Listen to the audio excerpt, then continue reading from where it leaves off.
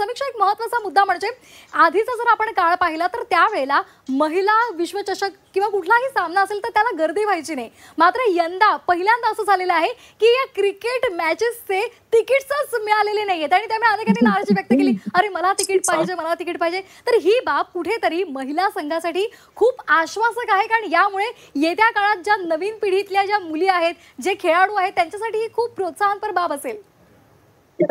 नक्कीच. म्हणजे मी तुम्हाला खरं सांगते, मला सुद्धा तिकीट मिळाली नाहीये. मी पण शोधते की तिकीट कुठे मिळेल.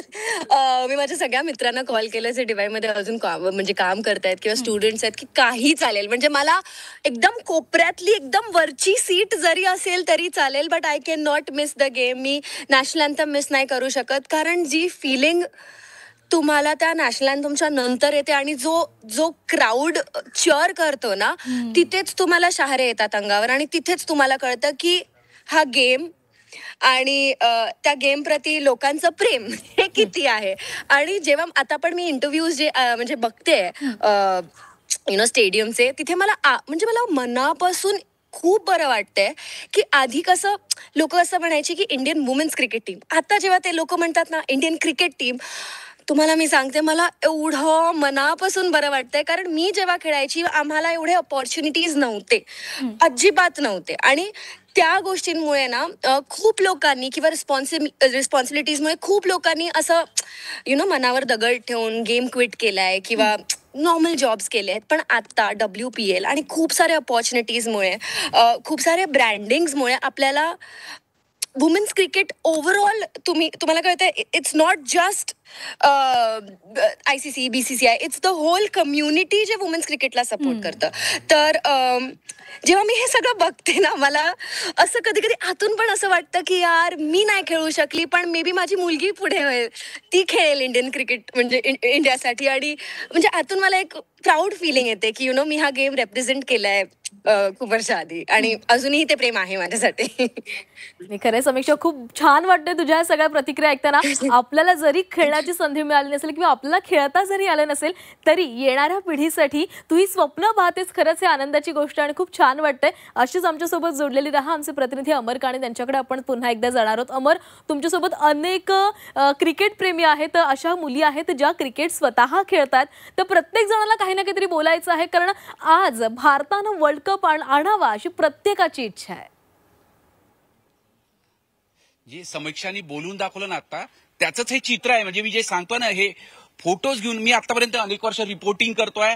आतापर्यंत फक्त क्रिकेट म्हणजे सचिन तेंडुलकर असो, तो एक एरा संपूर्ण पाहिला, राहुल द्रविड, सचिन तेंडुलकर, गांगुली, त्यानंतर विराट रोहितचा एरा पाहिला आणि आता युवा ब्रिगेड जी दिसते आपली त्याचा एरा पाहिला. त्यांचे फोटोज, त्यांचे स्टेटस दिसायचे. पण या सगळ्या रणरागिणी यांचे फोटो आता स्टेटसला दिसत आहे, सोशल मीडियावर दिसत आहे आणि एक वेगळी अशी क्रांती वुमेन्स क्रिकेटला घडलेली दिसत आहे. त्यांची मॅच बघण्याकरता अगदी बेंगलोर, अगदी परदेशातून सुद्धा हे येतात आहे क्रिकेट चाहते. मॅडम आहे आपल्यासोबत, गाडे मॅडम पुढे या, कारण की आपण एक प्रतिनिधित्व केलेलं आहे. एक पिढी पूर्ण गेली की वुमेन्स क्रिकेटला आजच्या शिखरावर पोहोचण्याकरता आज कळस झेंडा रोवण्याची संधी आहे. तुम्ही अनेक वर्ष क्रिकेट खेळताय, काय भावना आहेत आपल्या? आमचा जो उत्साह आहे तो अगदी पूर्ण या शिखरावर पोहोचलेला आहे. आणि ज्या पद्धतीने आपल्या मुली त्यांनी सेमीफायनलमध्ये हरमनप्रीत आणि जेमिमाने खेळलेले आहे, तर नक्कीच आजचा पण जी साऊथ आफ्रिका अगेन्स्ट मॅच आहे ती आपण नक्की जिंकणार आहोत आणि ऑल द बेस्ट. मी तेच सांगतोय, प्राची मॅडमचा चेहरा बरंच काही बोलून जातो की एक वेगळा, आणि हे सगळे त्यांचे विद्यार्थी क्रिकेटपटू घडवण्याचा एक वेगळाच उत्साह वाटतोय. काय म्हणजे काय आज तू फोटो घेऊन उभे आहे सगळ्या तुझ्या आवडत्या आयकॉन्सचा, आणि काय भावना आज भारतीय टीम बद्दल? स्मृती मानधना हे आपली भारताची उत्कृष्ट बल्लेबाज आहे. ते प्रत्येक मॅच मध्ये खूप छान परफॉर्मन्स येते आणि या मॅच मध्ये पण खूप छान परफॉर्मन्स. आपण हा आवाज पण बघू शकतो. एरवी अगदी कमी आवाज असणाऱ्या या सगळ्या तरुणी आज एवढ्या जोरात प्रोत्साहन सुद्धा देताना दिसत आहे. काय वाटतंय आज तुला, काय भावना आहे तुझ्या? जैसे इंडिया ने सेमीफाइनल जीता था वैसे ही वो इंडिया एकदम बेस्ट परफॉर्मेंस देगी अपना और फाइनल भी जीतेगी और कप लेके आएगी अपने देश में. मी जे तेच सांगतोय की अर्धा वर्ल्ड कप तर आपण तिथे जिंकलो जिथे ऑस्ट्रेलियाला आपण पराभूत केलो. जसं डॉमिनेशन मेन्स क्रिकेटमध्ये ऑस्ट्रेलियाचा आपण मोडीत काढलेल्या मेन्स टीमनी, तसंच आता महिला क्रिकेट टीमने सुद्धा, वुमेन्स क्रिकेट टीमने सुद्धा ऑस्ट्रेलियाला पराभूत केलं आणि एक वेगळी अशी एनर्जी, ऊर्जा घेऊन फायनलमध्ये धडक मारली आहे. दुसरीकडे दक्षिण आफ्रिकेची जी टीम आहे ना, ती अंडरडॉग आहे. त्यांनाही कमकुवत लेखून चालणार नक्कीच नाही आहे, कारण की त्यांनी सुद्धा इंग्लंड सारख्या टीमला पराभूत केलेला आहे. साखळी सामन्यांमध्ये भारताला सुद्धा पराभूत केलाय. जसा आपण ऑस्ट्रेलिया विरुद्धचा वचपा काढला, तसाच वचपा आता आपण दक्षिण आफ्रिकेविरुद्धचा सुद्धा काढू. विश्वविजेतेपद आपण जिंकू. पण त्यापूर्वी लॉराला आउट करणं आजच्या मॅचमध्ये सगळ्यात महत्वाचं आहे.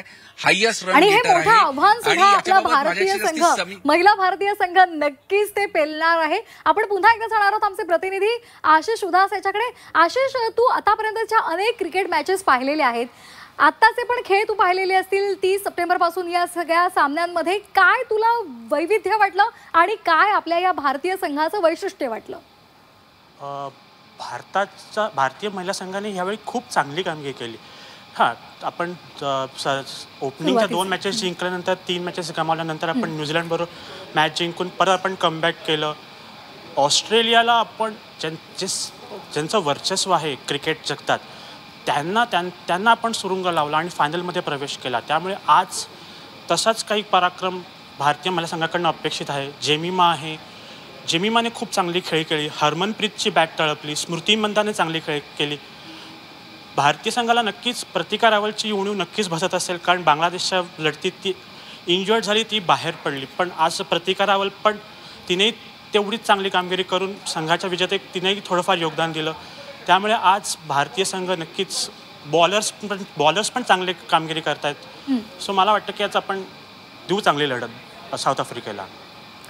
नक्कीच आशिष, नेमकं काय घडतंय आज सामन्यामध्ये हे सगळ्यांनाच पाहायचं आहे.